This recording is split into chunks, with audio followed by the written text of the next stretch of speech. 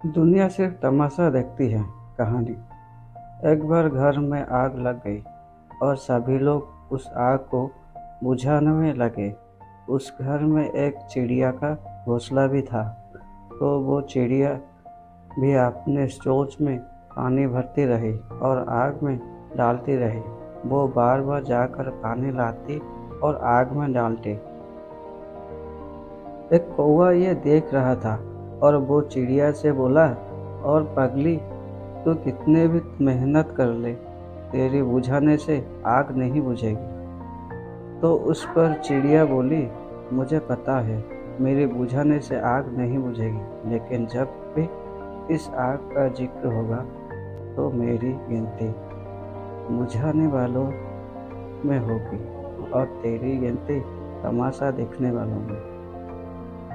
हमारी ज़िंदगी में भी ऐसे बहुत से लोग होते हैं जो हमारी मेहनत नहीं बल्कि हमारे हारने का तमाशा देखना ज़्यादा पसंद करते हैं। ऐसे लोगों को पहचानना ज़्यादा मुश्किल नहीं है। ये वही लोग होते हैं जो आपको बातों बातों पर ताना मारते हैं। ये लोग आपको हमेशा डिस्करेज करते रहते हैं। इसीलिए ऐसे लोगों से खुद को हमेशा दूर रखना और याद रखो कि आप अकेले हैं, बहुत कुछ कर सकते हैं। बस खुद पर विश्वास रखना ज़रूरी है।